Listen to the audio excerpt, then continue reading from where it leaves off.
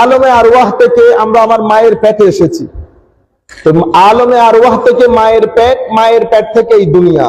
তাহলে এই দুনিয়ায় আসার জন্য আমাদের প্রথম কবর হয়েছিল আমাদের মায়ের পেট। প্রথম কবর। সেই কবরের মধ্যেও আমরা খেয়েছি, হেসেছি, খেলেছি। আমরা খেয়েছি, হেসেছি, খেলা করেছি। মার সাথে খেলেছি না? অনেক সময় খোঁচা দিয়ে মাকে ফেলেও দিয়েছি। বাবার তার এগুলার খবর নাই। বাবার কেন খবর নাই? কারণ হাল যার উপর তারি হয় উনি বুঝেন হালতের মামলা। হাল যার উপর তারি হয় উনি যখন আল্লাহু আকবার বলেন তো ভিতর থেকে কিছু পর্দা সরাসরি উঠে ওই সূর্যের তাও ওনাদের ভিতর জগতে গিয়ে লাগে। তো ওনারা সাথে সাথে কানেক্টেড হয়ে যান, কারণ হাল তারি হয়েছে যার উপর উনি বুঝেন। তো ওনার পাশে দাঁড়িয়ে আমিও নামাজ পড়ছি, আমার কোনো খবর নাই। আমার কোনো খবর নাই। কেন খবর নাই? কারণ কিছু পবিত্রতা আমি অর্জন করতে পারি নাই যেটা উনি অর্জন করতে পেরেছেন।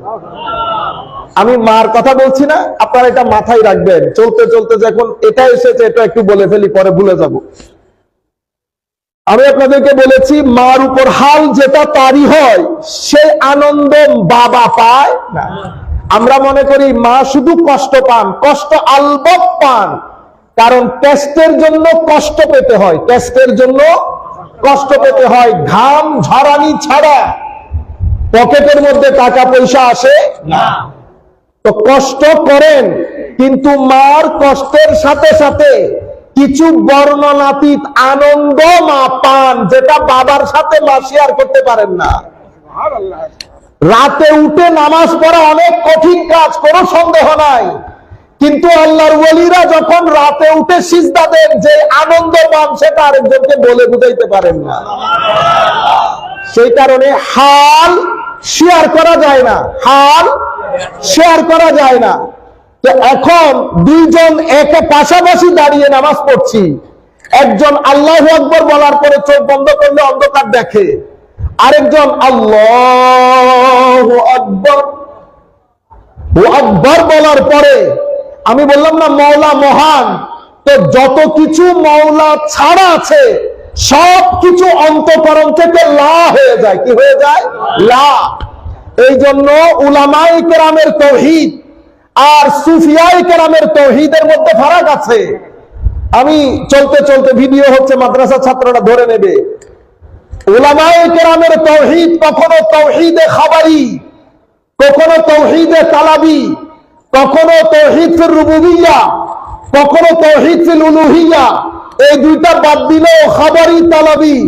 আর উনি যেখানে মাজারে পাকে যিনি শুয়ে আছেন ওনাদের তাওহীদ তাওহীদে হুব্বি, তাওহীদে হুব্বি। তো দুইটার মধ্যে ফারাক কি? তো একটা হচ্ছে লা ইলাহা ইল্লাল্লাহ মুহাম্মাদুর রাসূলুল্লাহ, আল্লাহ ছাড়া কোনো মাবুদ নাই আমি স্বীকার করে নিলাম, এটা আমার তাওহীদ। কিন্তু আমার পাশে যিনি হালওয়ালা বান্দা বসে আছেন অথবা যিনি মাজারে পাকে শুয়ে আছেন উনি তো অনেক মহান, সেই জন্য ওনার এক্সাম্পল আমরা দিতে চাচ্ছি না, বেয়াদবি হয়ে যাবে।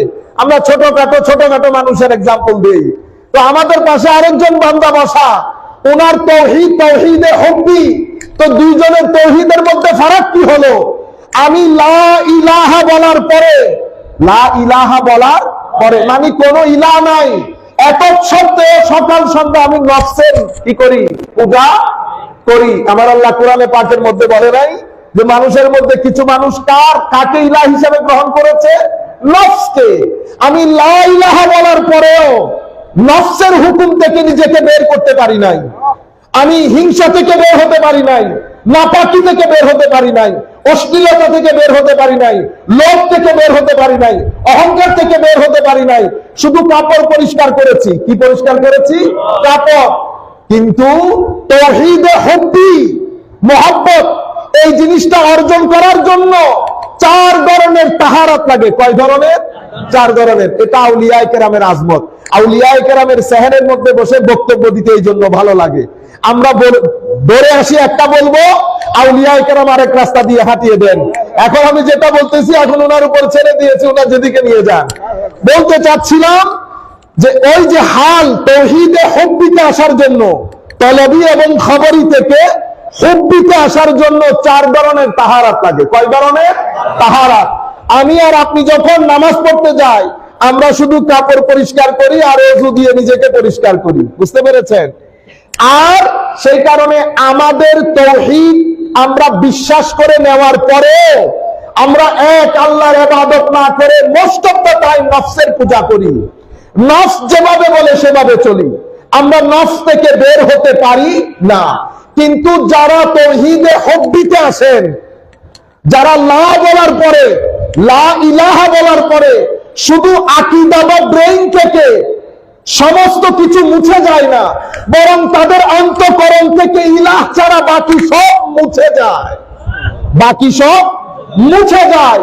লা ইলাহা যখন বলে, জবান দিয়ে বলে, সেন্টেন্স ব্রেইনে তৈরি হয়েছে, ব্রেইনের সেন্টেন্স জবানে বলে, আর লা ইলাহার পরে ইল্লাল্লাহর বাড়ি যখন পড়ে পুরা নফসের মরিচিকা বের হয়ে অশ্লীলতা, অহংকার, ঘৃণা সবকিছু ওখান থেকে বের হয়ে একটা ইউনিটি, একটা তাওহীদ আউলিয়ায়ে কেরামের ইন্টেরিয়র এবং এক্সটেরিয়র, ভিতর এবং বাহিরে প্রতিষ্ঠিত হয়ে আপাদ মস্তক তাওহীদ হয়ে যায়। যখন আপাদ মস্তক তাওহীদ হয়ে যায়, তখন ভিতরে আল্লাহ ছাড়া কারো কাছে কোনো কিছু ক্ষতি হবার ডরও থাকে না, কোনো কিছু পাওয়ার লোভও থাকে না। সেই কারণে আমার আল্লাহ ঘোষণা দেন, লা খাউফুন আলাইহিম ওয়ালা হুম ইয়াহজানুন। এখন বুঝতে পেরেছেন কেন আমাদের এখানে লা খাউফুন না, আমাদের এখানে বহুত খাউফুন, আমাদের এখানে লা ইয়াহজানুন নাই, বহুত হুজন। কেন? আমাদের হাত থেকে কোনো কিছু চলে গেলে আমরা চোখ দিয়ে পানি বের হয়, কারণ ভিতরে লোভ আছে। আমরা কোনো কিছু পেলে 10 বার গনি, কেন? ভিতরে লোভ আছে। আমরা লাখ লা ইলাহা ইল্লাল্লাহ বললেও ভিতরে লা ইলাহা ইল্লাল্লাহ প্রতিষ্ঠিত করতে পারি না। তাহলে আউলিয়ায়ে কেরামের তাওহীদ, ইমাম দাতা গঞ্জ বখশ আলী হুজরি রাহমাতুল্লাহি আলাইহি কাশফুল মাহজুবের মধ্যে উনি ব্যাপারগুলো তুলেছেন সুন্দর করে।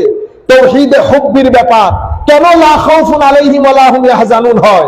কারণ আপনি যখন ভিতরে কাউকেই রাখবেন না, মালিক ও মাওলা ছাড়া, মালিক ও মাওলা ছাড়া, তো পৃথিবীর বড় থেকে বড় মানুষ তাদের নজরে আসে না। পৃথিবীর বড় থেকে বড় মানুষ তাদের কাউকে বড় মনে হয় না, কাউকে ছোট মনে হয় না। যেই ব্যক্তি চেয়ারের মানুষ দেখে, চেয়ারের মানুষ দেখে, টাকা পয়সা দেখে আমি যখন লাফ দেব, তো বুঝতে হবে আমার ভিতরে লা ইলাহা জমে নাই। যখন মানুষের গাড়ি, মানুষের বাড়ি, মানুষের চেয়ার, মানুষের টাকা পয়সা আমার ভিতরকে নাড়া দেবে, আমাকে উঠাবে, দোলাবে, বসাবে, বুঝতে হবে দুনিয়া ভিতর থেকে বের হয় না। আমার নবীকে জিজ্ঞেস করা হয়েছিল, হুজুর সাল্লাল্লাহু আলাইহি ওয়াসাল্লাম, ইয়া রাসূলুল্লাহ, এমন কিছু বলেন হাবিব, মানুষ আমাকে ভালোবাসবে, আল্লাহ ভালোবাসবে। আমার নবী সিম্পল সেন্টেন্সে জবাব দিয়েছেন, ইজহাদ ফিদ দুনিয়া ইউহিব্বুকাল্লাহ। দুনিয়ার মধ্যে থাকো, দুনিয়া তোমার ভিতরে রাখিও না, আল্লাহ ভালোবাসবে। ওয়াজহাদ ফিমা আইদিন নাস ইউহিব্বুকান নাস।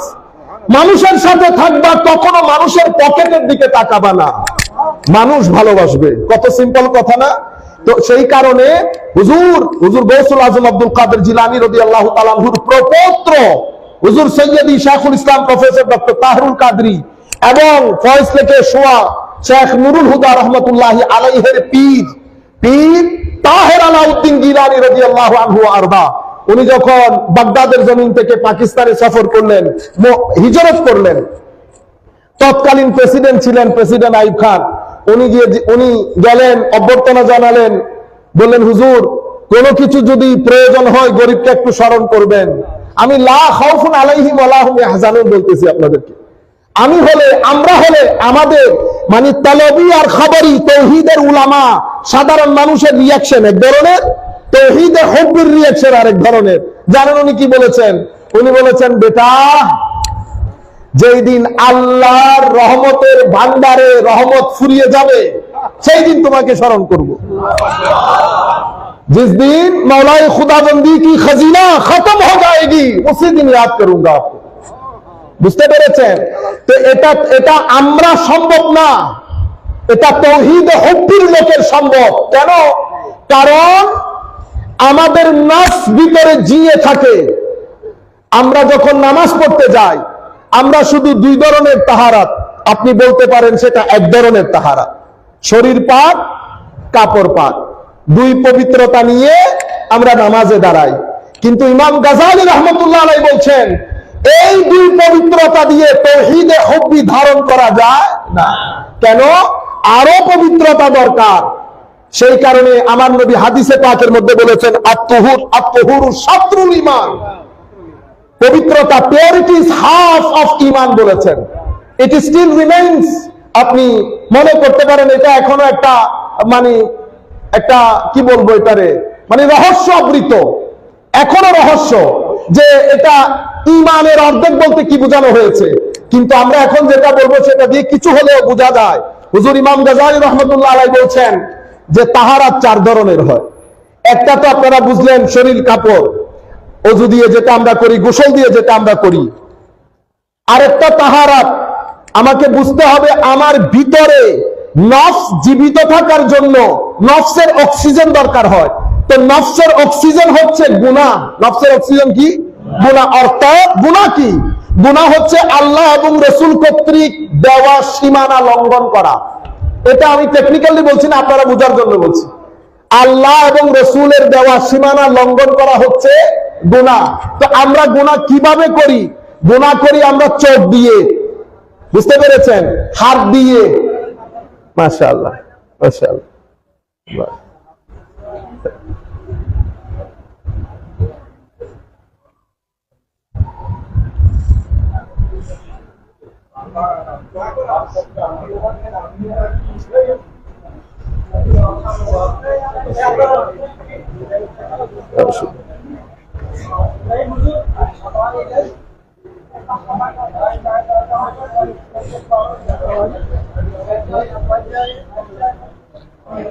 মাশাআল্লাহ। তাহলে আমরা গুনাহ কিভাবে করি? আল্লাহ রাব্বুল আলামিন 5টা ইন্দ্রিয় দিয়েছেন আমাদেরকে, চোখ দিয়ে, নাক দিয়ে, কান দিয়ে। কিভাবে? আপনারা বুঝতেছেন জিনিসটা? কান দিয়ে যে আমরা গুনাহ করি, ডিটেইল বললে তো সময় চলে যাবে। হাত দিয়ে আল্লাহ যেটা ধরতে নিষেধ করেছেন, হালাল হারাম বাছ বিচার করি নাই, হালাল হারাম বাছ বিচার করি নাই। আপনি এই হাত দিয়ে হালাল হারাম বাছ বিচার না করে আমি যদি সারা দিন আল্লাহ আল্লাহ করি, আল্লাহ কবুল করবেন? আমার নবী সাল্লাল্লাহু আলাইহি ওয়াসাল্লাম বলেছেন না যে তুমি আল্লাহ আল্লাহ করছো, মালবাসুকা হারাম, মাতামুকা হারাম, তোমার খাওয়া, তোমার কাপড়, তোমার সবকিছু হারাম, কাইফা ইস্তাজাবু লাক, কিভাবে আল্লাহ রাব্বুল আলামিন তোমার দোয়া কবুল করবেন? আপনারা বুঝতে পেরেছেন? তাহলে হাত দিয়ে, চোখ দিয়ে, নাক দিয়ে, মুখ দিয়ে, পঞ্চ ইন্দ্রিয় দিয়ে আমরা গুনাহ করি। এই গুনাহগুলো নফসের মধ্যে গিয়ে নফসকে অক্সিজেন সরবরাহ করে, নফস ফুলে উঠে। নফস যখন স্ট্রং হয়, শক্তিশালী হয়, আপনার ভিতরের জগতে যে একটা শহর, এটা একটা গ্রাম, তো এটা একটা গ্রাম। এই গ্রামের মধ্যে খালি ভালো মানুষ থাকে না, গ্রামে শুধু ভালো মানুষ থাকে না, গ্রামের মধ্যে চোরও আছে, পুলিশও আছে, ভালো মানুষও আছে। তো এই গ্রামের মধ্যে আপনি যখন পঞ্চ ইন্দ্রিয় দিয়ে কাজগুলা করতে থাকবেন, চোর, ডাকাত বা নেগেটিভ প্রপেনসিটিস, যেগুলা নেগেটিভ জিনিস, ওগুলা শক্তিশালী হয়ে ওঠে। যে এগুলা শক্তিশালী হয়, আপনার রূহ দুর্বল হয়ে যায়। রূহ দুর্বল হয়ে যায়। রূহ যখন দুর্বল হয়ে যায়, দেখতে মানুষের মতো লাগে, কিন্তু আচরণ কার মতো? পশুর মতো হয়ে যায়। এটা মানুষের মধ্যে আল্লাহ রাব্বুল আলামিন এভাবে মানুষকে ডিজাইন করেছেন। পৃথিবীর অন্য কোন বস্তু, অন্য কোন জন্তুকে আল্লাহ এভাবে ডিজাইন করেন নাই, কিন্তু মানুষকে ডিজাইন করেছেন আল্লাহ এইভাবে। মানুষ আচরণে ফেরেশতার মতো হয়, আবার একই মানুষ আচরণে চতুষ্পদ জন্তুর চেয়ে নিচে চলে আসে। বুঝতে পেরেছেন? কাল আনআম বাল হুম আদাল উলাইকা হুমুল গাফিলুন। আবার আরেক আয়াতের মধ্যে বলছেন না, সুম্মা রাদাতনাহু আসফালা সাফিলিন। একই মানুষ, কেউ ভদ্রতার ভরে, বিনয়ের ভরে, ইলম, টাকা পয়সা, ধন দৌলত, কোনো কিছু তার সিনাকে টান করতে পারে নাই, ভদ্রতা করে দিয়েছে। যখন ভদ্র হয়ে যাবে তো মনে করবেন তার ভিতরে রূহ শক্তিশালী, নফস দুর্বল। নফস দুর্বল। আর যে ব্যক্তি এলম নিয়ে, যত এলমি হোক না কেন, এলম আলাদা জায়গা, এলম আলাদা জায়গা, এলম হোক, টাকা পয়সা হোক, বড় কোনো পদ পদবি হোক, এই বিষয়গুলো যখন আমার ভিতরে নফসকে জাগিয়ে তুলবে, নফসকে জাগিয়ে তুলবে, কিছু জিনিসের মাধ্যমে আপনি বুঝতে পারবেন এই ব্যক্তির নফস শক্তিশালী, রূহ দুর্বল। কিভাবে? বসা, উঠা, কথা বলার ধরন, হাত নাড়ানির ধরন, জবান, সব কিছু দিয়ে আপনি ইজিলি বুঝতে পারবেন মানুষের ভিতরের নফস এখনো পর্যন্ত জায়গায় আসে নাই। সেই কারণে আপনি মানুষকে মানুষ হিসেবে সমাজে প্রতিষ্ঠা করার জন্য আপনার নফসকে ডিসিপ্লিন শিখাইতে হয়। কি শিখাইতে হয়? ডিসিপ্লিন, মানে তরবিয়ত দিতে হয়। কি দিতে হয়? তরবিয়ত।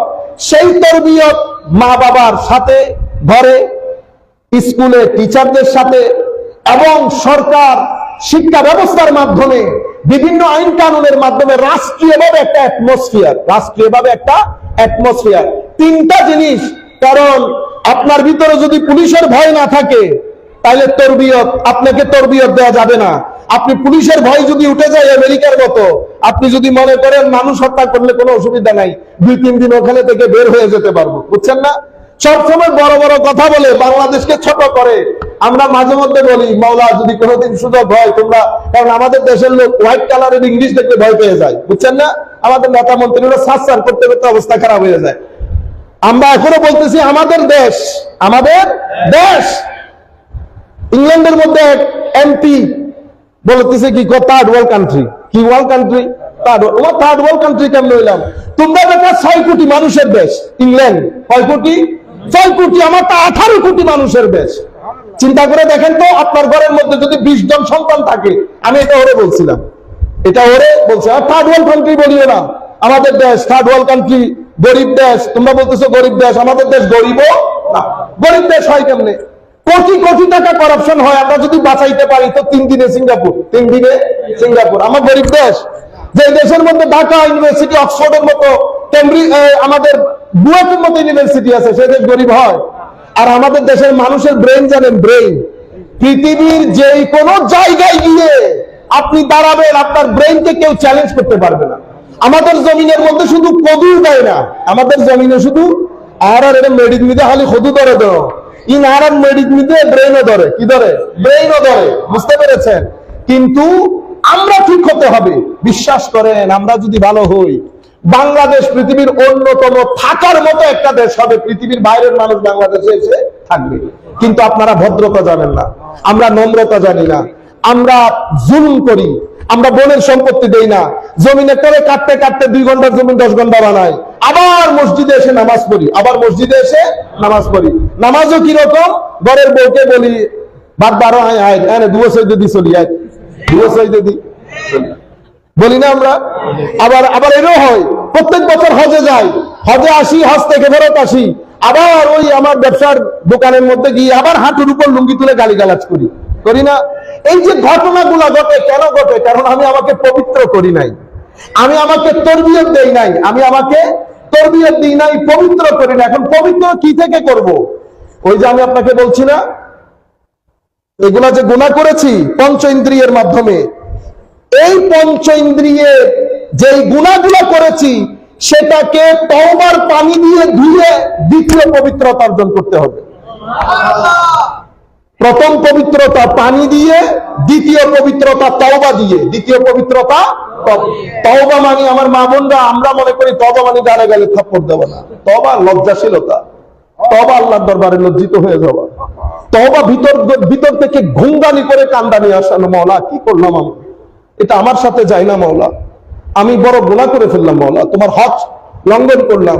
আপনি যখন বারবার বলবেন না আমি গুনাহ করে ফেলেছি, আমি মাফ চাই মাওলা, আচ্ছা এটার জন্য আপনি রাস্তার যে কোনো কোনায় দাঁড়িয়ে যদি বলেন হয়ে যাবে তওবা।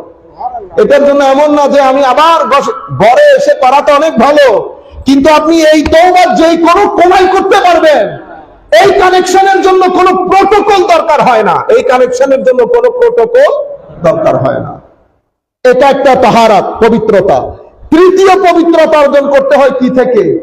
ওই নফসের জমিন, এটার ভিতরে অশ্লীলতা, অহংকার, হিংসা, লোক ঠকানি, এখানে ওই বিষয়টাকে তাহজিবুন নফস বলে, তাহজিবুন নফস।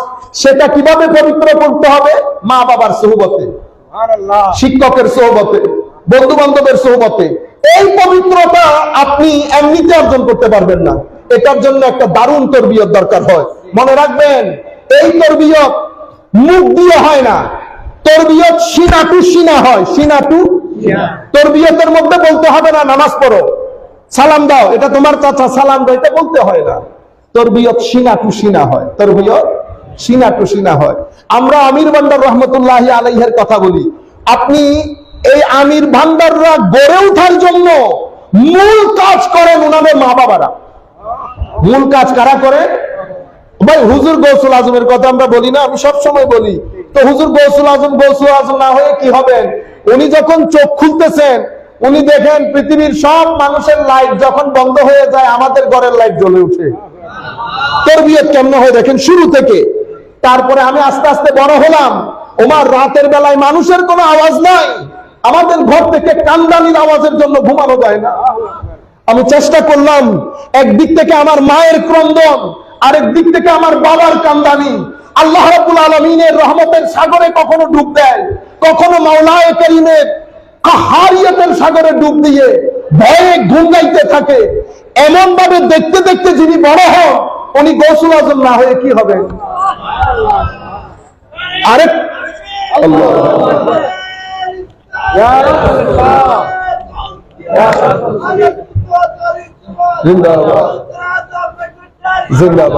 আমি আপনাদেরকে বলতে চাচ্ছিলাম, তো আরেকটু যখন বড় হলেন, কি দেখলেন?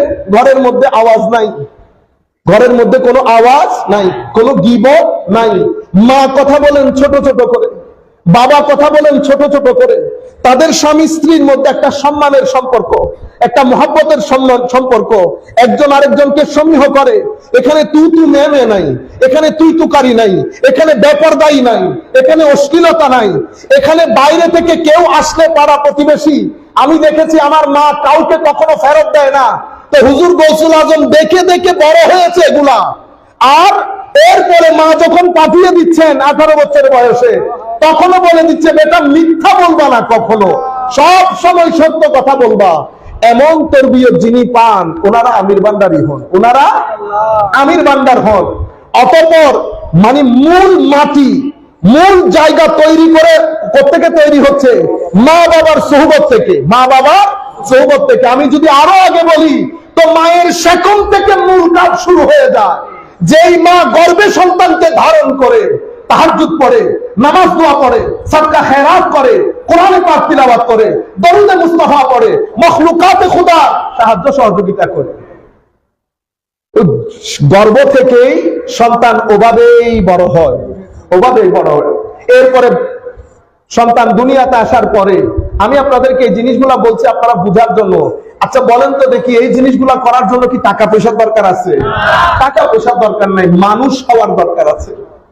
রিক্সা হন, রিক্সা চালান, ট্যাক্সি চালান, যাই চালান, মনে রাখবেন আপনি যত গরিবই হন না কেন, সামান্য পরিমাণ শিক্ষার আলো থাকবে, বড় থেকে বড় মানুষ আপনাকে আন্ডারস্টিমেট করতে পারবে না। ইংল্যান্ড আমেরিকার মধ্যে কেউ কাউকে আন্ডারস্টিমেট করতে পারে? আপনারা এগুলো তো আমাদের দেশে, আমরা এখানে প্রটোকল সব আমাদের দেশে। আপনি যখন নিজে শিক্ষিত হবেন, নিজে শিক্ষিত হওয়ার জন্য কি কলেজ ইউনিভার্সিটিতে যাওয়া শর্ত? আমাদের দেশে এখন অনেক ফুফি, দাদি, জ্যাঠা আছে না, স্কুল কলেজে যায় নাই, কিন্তু ব্রেইন, কথাবার্তা, সালিশ করে, বোঝার উপায় আছে, ব্যারিস্টার নাকি। এটা আল্লাহ প্রদত্ত জিনিস, এটা আল্লাহ প্রদত্ত। রয়ে গেল কলেজ বিশ্ববিদ্যালয়, এটা পৃথিবীর চাকরি বাকরির জন্য আমাদের প্রয়োজন হয়। এলমের জন্য, জ্ঞান অর্জনের জন্য শিক্ষকের দ্বারে যাইতে হয়, সমাজ থেকে শিখতে হয়, মা বাপ থেকে শিখতে হয়। বুঝতে পেরেছেন? এখন তৃতীয় সোহবত, তৃতীয় পবিত্রতা, এটা ওই অশ্লীলতা থেকে নিজেকে পবিত্র করা, অহংকার থেকে, হিংসা, বিদ্বেষ, এগুলো আপনি মনে করতে পারেন স্পিরিচুয়াল ডার্ট, আধ্যাত্মিক ময়লা, ভিতরে ময়লা। এখন মাওলা এগুলা লন্ড্রি কোথায়? কাপড়ের লন্ড্রি আছে, এগুলো লন্ড্রি থাকতে হবে না। there has to be a laundry. If there is a spiritual dirt, then there has to be a laundry, spiritual laundry. তো স্পিরিচুয়াল লন্ড্রি কোনটা? ওনারা লন্ড্রি হন, লন্ড্রি এর হতা হচ্ছে।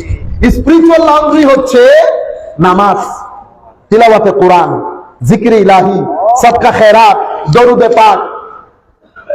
আরো মারাত্মক স্পিরিচুয়াল লাঙ্গুয়েজ কোনটা জানেন? হাঁটতেছি হাঁটতেছি হঠাৎ করে চোখ বন্ধ করে ভিতর থেকে আল্লাহ।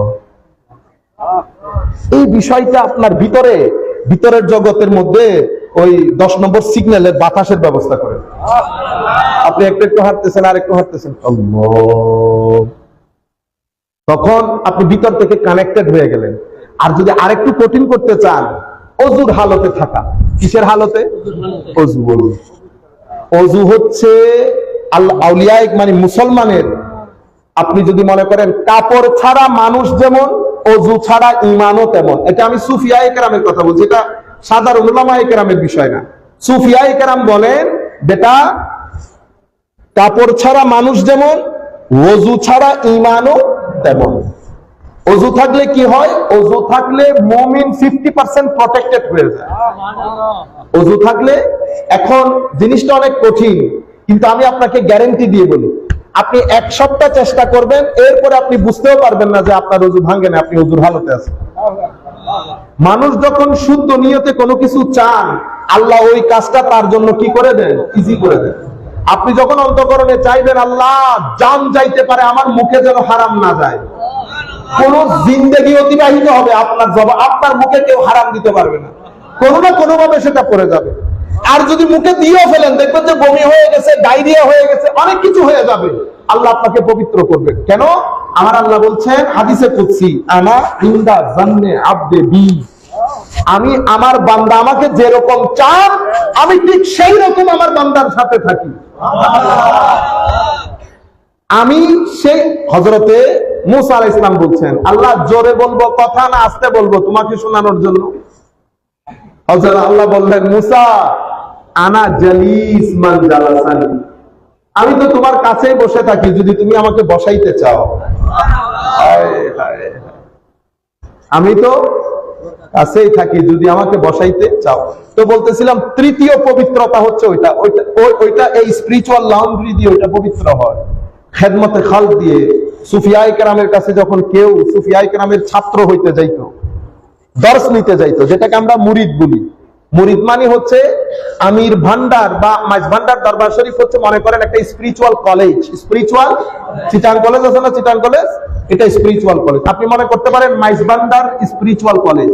সেই স্পিরিচুয়াল কলেজের চ্যান্সেলর হচ্ছেন হুজুর গৌসে মাইজ ভান্ডারী রাদিয়াল্লাহু আনহু। এখন কলেজে ভর্তি হওয়ার জন্য যেরকম রিকোয়ারমেন্ট লাগে, হুজুরের দরবারে ভর্তি হইতো রিকোয়ারমেন্ট লাগে। আপনারা মনে করেন কি লম্বা চুল রাখলাম, একটু পুষ্টা চললাম, আর একটু না ঘুমাইয়া 3টা পর্যন্ত জেগে থেকে এরপরে ঘুমাইয়া ফজর নামাজ না পড়ে এশকের কথা বললাম। আল্লাহর দুনিয়ার কোন সুফি করে নাই এই কাজ। আপনি কোন পুকুরের মাছ? কোন আল্লাহর ওলি আমাদেরকে এই এশক শিখাই নাই। যদি এমনই শিখাতেন, কোন সুফি পাহাড়ে পর্বতে বছরের পর বছর কাটাতেন না। ভাই স্ট্রাগল কিরকম চিন্তা করতে পারবেন। পাঞ্জেগানা ফজরে নামাজ পড়তে উঠতে খবর হয়ে যায়, আর আল্লাহর ওলিরা পুরো জিন্দেগি একটার পর থেকে ফজর পর্যন্ত ঘুমকে হারাম করে ফেলে।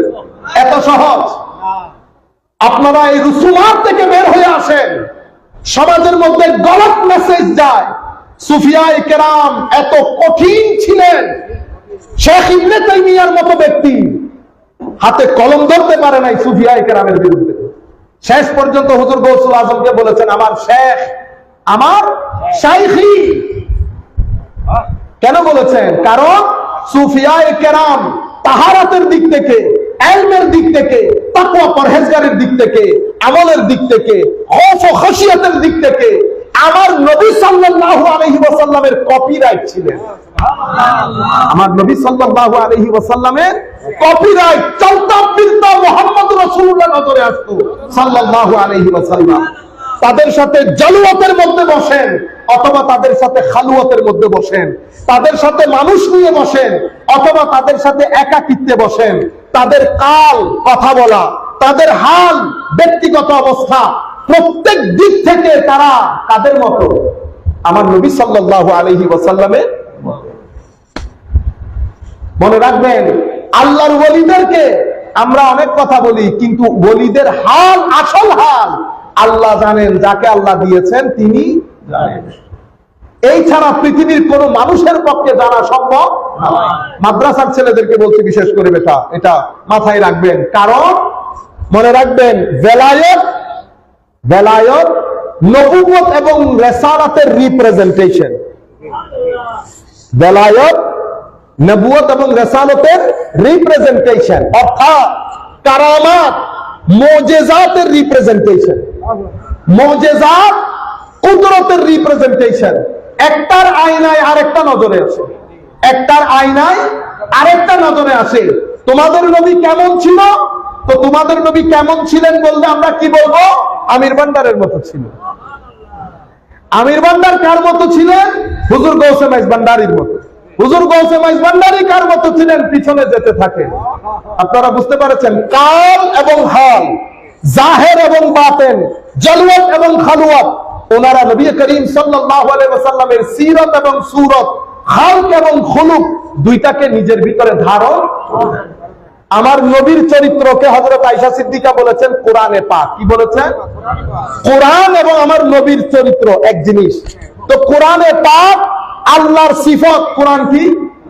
তো কোরআন যদি আল্লাহর সিফত হয় আর আমার নবীর চরিত্র যদি কোরআন হয়, তাহলে আমার নবীর আখলাক তো আল্লাহর সিফত হয়ে গেল না? এটা একটা দিক। তো আমার নবী সাল্লাল্লাহু আলাইহি ওয়াসাল্লামের আখলাক যেহেতু কোরআন, তো কোরআনের মধ্যে আয়াত তিন ধরনের। কয় ধরনের? এক ধরনের কে বলি মুকাত্তাআত, আলিফ লাম মিম ইয়াসিন কাফ হা ইয়া আইন সাদ। কোন অর্থ আছে? নাই। তো এই কোরআনে পাকের এই আয়াতগুলোর অর্থ আল্লাহ জানেন, আর কেউ জানে? কোরআনে পাকের আরেক ধরনের আয়াত হচ্ছে মুহকামাত, সবাই জানেন, আয়াতের অর্থ পরিষ্কার, সবাই বোঝেন। কোরআনের আরেক ধরনের আয়াত মুতাশাবিহাত, সবাই জানে না, কেউ কেউ জানে। ওয়ামা ইয়ালামুহা ইল্লাল্লাহ ওয়ার রাসিখুনা ফিল ইলম, যাদেরকে আল্লাহ রাব্বুল আলামিন ইলমের ক্ষেত্রে ডেপথ দান করেছেন তারা জানেন এবং মাওলাই করিম জানেন। তাহলে কোরআনের আয়াত কয় ধরনের হলো? তিন ধরনের, মুকাত্তাআত, মুহকামাত, মুতাশাবিহাত। মুকাত্তাআত শুধু আল্লাহ জানে, মুহকামাত সবাই জানে, মুতাশাবিহাত কেউ কেউ জানে। এটা আপনারা বুঝতে পেরেছেন? তো কোরআন যেহেতু আমার নবীর চরিত্র, কোরআন কি?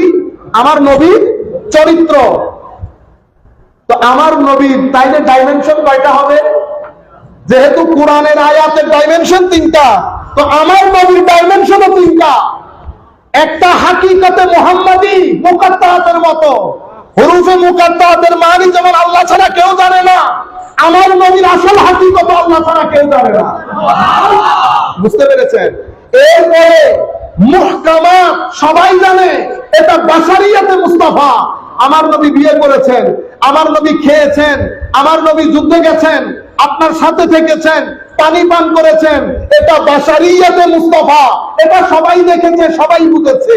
আর একটা নূরানিয়াতে মুস্তাফা, কোরআনে পাকের মুতাশাবিহাতের মতো, এটা কেউ কেউ জানে, সবাই জানে না, সবাই জানে না। এই কেউ কেউ এই নূরানিয়াতে মুস্তাফা সবচেয়ে বেশি ধারণ করেছে সাহাবায়ে কেরাম। নতুবা আমি মাঝে মধ্যে চিন্তা করতাম যে এটা কি করে সম্ভব? নবী পাক থুতু ফেলছেন, সাহাবায়ে কেরাম নিয়ে মুখে আর বুকে লাগাচ্ছেন। এটা কশিন কালে, কারণ সৃষ্টি তো আমার নবী থেকে শুরু হয় নাই, আমার নবীর পূর্বে হাজার হাজার বছর মানুষ অতিক্রম করেছে। কোন নবীর অনুসারী, কোন রাজা মহারাজার অনুসারী কখনো এই কাজ করতে আমরা দেখি নাই। যেই কাজ আসমানের নিচে জমিনের উপরে পৃথিবীর সবচেয়ে উন্নত মানের মানুষরা আমার নবীর থুতু মুবারককে যেটা করতেন, সেটা পৃথিবীতে আমরা ইতোপূর্বে দেখি নাই। তাহলে বোঝা যাচ্ছে আমার নবীর নূরানিয়াতে মুস্তাফা সাহাবায়ে কেরাম বেশি ধারণ করেছেন, বিদায় বেশি সম্মান করেছেন। আমাদের এই সামান্য সম্মান আপনাদের হজম হচ্ছে না, আমাদের এই সামান্য সম্মান আপনাদের হজম হচ্ছে না। আর সাহাবায়ে কেরাম থুতু মুবারক নিয়ে নেওয়া, চুল মুবারক নিয়ে নেওয়া, নখ মুবারক নিয়ে নেওয়া, ঘাম মুবারক শিশির মধ্যে ভরে রাখা, এইগুলা কিসের আলামত? কারণ সাহাবায়ে কেরামের দৃষ্টি বাশারিয়াতের দিকে ছিল না, সাহাবায়ে কেরামের দৃষ্টি নবীর নূরানিয়াতের দিকে ছিল। আমি আপনাদেরকে যেমন বলেছি, বাশারিয়াত সবাই দেখেছে, আবু লাহাব, আবু জাহাল সবাই দেখেছে, নূরানিয়াত কেউ কেউ দেখেছে। সেই কারণে নূরানি নবী যখন পাহাড়ে যেত, পাহাড় সালাম দিত, পাথরে লাগলে পাথর গলে যেত। আমার নবীকে হাজারো হাজার গাছপালা পক্ষী আমার নবীর দরবারে এসে হরিণ কথা বলতো। যদি শুধু বাসার হতো এই কাজগুলা হতো না। তাইলে কোরআনের আয়াত যেমন 3 ধরনের, আমার নবীর চরিত্র 3 ধরনের। এক ধরনের সবার জন্য, এক ধরনের কেউ কেউ বুঝেছে, হাকিকতে মুহাম্মদী শুধু আল্লাহ বুঝেছে। সেই কারণে মেরাজে যখন নিয়ে গেছেন আমার আল্লাহ আমার নবীর এই ব্যক্তিত্বের 3 ডাইমেনশনের মেরাজ করিয়েছে। বাশারিয়াতে মুস্তাফা মেরাজ করেছে মসজিদে হারাম থেকে মসজিদে আকসা পর্যন্ত, এটা আমার নবীর বাশারিয়াতের মেরাজ। ওখান থেকে সিদরাতুল মুনতাহা পর্যন্ত, এটা আমার নবীর নূরানিয়াতের মেরাজ। যেই জায়গার মধ্যে নূরানি ফেরেশতাদের সরদার জিবরিল আমিন বলছে, ইয়া রাসূলুল্লাহ আমার স্টেশন এখান পর্যন্ত পৌঁছেন। ওই স্টেশন থেকে পরবর্তী স্টেশন ফাকানা কাবা কাউসাইনি আও আদনা পর্যন্ত, এটা আমার নবীর হাকিকতে মুহাম্মদীর মেরাজ। আমরা সিদরাতুল মুনতাহা পর্যন্ত যেতে পারি, হাকিকতে মুহাম্মদী কি সেটা আমরা জানা। যেভাবে হুরুফে মুকাত্তাত আমাদের জানা, আমরা পড়ি কিন্তু মুকাত্তাতের অর্থ বুঝি না, আমরা দেখি কিন্তু হাকিকতে মুহাম্মদী বলার ভাষা আমাদের নাই। আমরা হাকিকতে মুহাম্মদীটা বলাও বেয়াদবি, আমরা আমির বান্দারের হাকিকত বলাও সম্ভব না। আল্লাহর ওলিরা, আল্লাহর ওলিরা ভাই মোরা তো অনেক বড় ওলি, আল্লাহর কিছু মুমিন গুনাহগার বান্দা যাদেরকে আল্লাহ কিছু হালত দান করেন, তারা নামাজের মধ্যে এমন এমন হালতের মধ্যে থাকেন, আপনাদেরকে বলে বোঝানো যাবে না। যদি বলা হয় তো আপনারা ওই গজবের মধ্যে সিজদায় পড়ে যাবেন। আল্লাহ করিম তাদেরকে এত বড় হাল দান করেন। ওনারা তো বড় লোক, আমি ছোটদের কথা বলছি, আমি ছোটদের কথা বলছি। কেন? মানুষ যখন আল্লাহর রঙে রঙিন হয়, কার রঙে? আল্লাহর রঙে। কিভাবে? ওই পবিত্রতা, 3 পবিত্রতা হয়ে গেল না, 4র্থ পবিত্রতা। সেটা কি? সেটা হচ্ছে একদম ভিতরের জগৎ থেকে, যেটাকে আমরা সির বলি। আরো ভিতরে গেলে আখড়াগুলো আমরা না বলি সাধারণ মানুষের জন্য। একদম ভিতর থেকে আল্লাহ ছাড়া বাকি সব কিছুকে ডিটাচ করা, এটা একটা সফর। এই সফরের মধ্যে দুনিয়া এবং এটা অ্যারাইভাল পয়েন্ট হচ্ছে মাওলা। তো সুফিয়ায়ে কেরাম পবিত্রতার স্টেজ বাই স্টেজ যেতে যেতে যখন 4র্থ স্টেজে পৌঁছেন, তখন ওনারা সফর করতে করতে করতে দুনিয়া বের হয়ে যায়, দুনিয়া বের হয়ে যায়, ওমা ফিহা বের হয়ে যায়। দুনিয়ার ভিতরে লা কিছু আছে, সব লোভ লালসা বের হয়ে গিয়ে আখেরি পয়েন্টে যখন আসেন, তখন ভিতরে আল্লাহ বাদে আর কেউ থাকে না। তখন সত্যিকার অর্থে লা ইলাহা ইল্লাল্লাহ ভিতরের জগতে প্রতিষ্ঠিত হয়। তো এখানে তাওহীদের হুকম প্রতিষ্ঠিত হয়। তখন সুফি আল্লাহর এই মাহবুব বান্দা মাওলাই করিমের দিকে তাকিয়ে থাকেন, মাওলা ওই বান্দার দিকে তাকিয়ে থাকেন। সর্বক্ষণে তাদের মধ্যে ভিতরে মেরাজ নসিব হয়। এই বান্দা যখন এই হালতের মধ্যে পৌঁছে, তখন আমার আল্লাহ ডাক দিয়ে বলে, তার হাত আমার হাত হয়ে গেছে, তার মুখ আমার মুখ হয়ে গেছে, তার চোখ আমার চোখ হয়ে গেছে। এখন আপনি দেখেন, মুখ খাতো আল্লাহর, চরিত্র আল্লাহর, বুঝতে পেরেছেন? চরিত্র আল্লাহর রঙে, সিবগাতুল্লাহ তো আল্লাহর রঙে রঙিন। আল্লাহ মিথ্যা বলেন না, ওই বান্দাও মিথ্যা বলেন। আল্লাহ জুলুম করেন না, ওই বান্দাও জুলুম করেন না। আল্লাহ মানুষ ঠকায় না, মানুষ ঠকায় না। আল্লাহ রাব্বুল আলামিন ইন্নাল্লাহা রাফিক ইউহিব্বুর রিফক, আল্লাহ রাব্বুল আলামিন অনেক নরম এবং আল্লাহর রিফক পছন্দ করেন। আল্লাহ আল্লাহর নবীকেও বানিয়েছেন এরকম, ফাবিমা রাহমাতিন মিনাল্লাহি লিনতা লাহু। হাবিব আল্লাহর উপর, আল্লাহ আপনার উপর আল্লাহর রহমত, আপনাকে আল্লাহ আপাত ও মস্তক নরম তবিয়তের বানিয়েছে। নরম, আপনি যদি একটু কর্কশ মেজাজের হতেন, মানুষ আশপাশে আসতো, ওয়ালাউ কুনতা ফাজ্জান লাম ফাদ্দু মিন হাওলি, মানুষ আপনার থেকে সরে যেত। তাহলে তো ওই আল্লাহ ওয়ালা বান্দাগুলা কি হয়ে যায়? একেবারে নরম, একেবারে ভদ্র, একেবারে নম্র, ভিতরে সমুদ্র বয়ে যায়, বাইরে কোনো কিছু দেখায় না, বাইরে কোনো কিছু দেখায় না। তো এই অবস্থার মধ্যে যখন পড়ে, দেখেন হাত মুখও আল্লাহর, চোখও আল্লাহর, আখলাকও আল্লাহর, যখন এই অবস্থা হয়ে যায় তখন আল্লাহ রাব্বুল আলামিন ওই ব্যক্তিদেরকে একটা পাওয়ার ডেলিগেট করে দেন, একটা পাওয়ার, ডিভাইন পাওয়ার ডেলিগেট করে দেন। ইবে কি আর প্রধানমন্ত্রী দিয়ে দে না, প্রধানমন্ত্রীর পাওয়ার পায় অনর গাটার দিয়ানো যা এন। প্রধানমন্ত্রীর কোন মানুষ যখন আমাদেরকে প্রটোকল দেয়, এয়ারপোর্ট থেকে কোন মায়ের ছেলে জিজ্ঞেস করে না কোথায় যাচ্ছেন ব্যাগটেক নিয়ে, করে না। প্রধানমন্ত্রীর সামান্য পাওয়ার, তাও প্রধানমন্ত্রী আসে নাই। আমি এটা আপনাদেরকে বোঝানোর জন্য, কারণ আমি যখন বলছি না আল্লাহ ডিভাইন পাওয়ার ডেলিগেট করে, ওইটা আমি আপনাদেরকে এরকম বুঝাইতে পারি নাই, কারণ পুরা ভারটা আপনারা নিতে পারছেন না। আপনি প্রধানমন্ত্রীর কথা বলছি বোঝানোর জন্য। প্রধানমন্ত্রীর সামান্য, প্রধানমন্ত্রী আসে নাই তো, প্রধানমন্ত্রীর একজন সামান্য ব্যক্তি আপনাকে প্রটোকল দিলে পুরা বাংলাদেশের আনাচে কানাচে আপনাকে কেউ আপনার চেহারার দিকে তাকাচ্ছে, কোন প্রটোকল কোথাও কোন স্টপ করতে পারতেছে আপনাকে, সব জায়গায় ফ্রি অ্যাক্সেস, সব জায়গায় ফ্রি অ্যাক্সেস প্রধানমন্ত্রীর প্রটোকল পাওয়ার কারণে। আমার মাওলা যখন ডিভাইন পাওয়ার ডেলিগেট করে, ডিভাইন পাওয়ার ডেলিগেট করে, তো ওনাদেরকে আমরা বলি মাযুল। কি বলি? মাযুল, মানে ডিভাইনলি পারমিটেড, ডিভাইনলি পারমিটেড। তো পাওয়ার যখন ডেলিগেট হয়, ওনারা পাওয়ারের মালিক হন কিন্তু পাওয়ার ব্যবহার করেন না, পাওয়ার ব্যবহার করেন। এটা আমার আল্লাহর আরো ভালো লাগে, পাওয়ার দিলাম ব্যবহার করে না, পাওয়ার দিলাম ব্যবহার করে না, কিন্তু মাঝে মধ্যে একেবারে ব্যবহার করে না, তাও না। আপনারা বুঝতে পেরেছেন? সেই কারণে আল্লাহ এই জায়গার মধ্যে এসে বলেছেন ওয়ালা ইন সাআলানি লাউতিয়ান্না, আমার কাছে চাইলে আমি অবশ্যই দান করি, আমার কাছ থেকে আশ্রয় চাইলে আমি অবশ্যই আশ্রয় দান করি। এটা হচ্ছে ডিভাইন পাওয়ার ডেলিগেট করা হয়েছে। তো ডিভাইন পাওয়ার যখন ডেলিগেটেড হয়, ওনারা এক ব্যক্তি কাজ করেন এক উম্মতের, কাজ করেন কিসের? এক উম্মতের। আমরা কথা শুরু করেছিলাম ওই মা থেকে, বুঝতে পেরেছেন? মার পেট থেকে আমরা একটা সফরের মধ্যে আছি। এই সফরটা শেষ হবে যখন আমরা আবার মাটির পেটে চলে যাব। মার পেট দিয়ে পৃথিবীতে আগমন, মাটির পেট দিয়ে পরলোকে গমন, পরলোকে গমন। তা আমরা এটাকে কি বলি? পরলোক গমন। মনে রাখবেন, মার পেটে যেমন জিন্দেগি ছিল, মাটির পেটেও জিন্দেগি আছে। মার পেটে যেমন আমি হেসেছি, কেঁদেছি, মাটির পেটেও হাসানি কাঁদানি আছে। মার পেটে কিরকম হয়েছে সেটা আপনার মনে আছে, কারো মনে আছে? মনে নাই।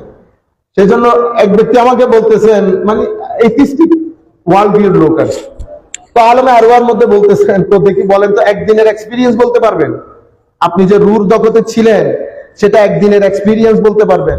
যেন আমি বলি, বেটা আপনারা যখন পড়েন, বইগুলা পড়েন, আপনারা ব্রেইন ইউজ করবেন, আপনারা মানুষকে স্টুপিড মনে করিয়েন না, বুঝতে পেরেছেন?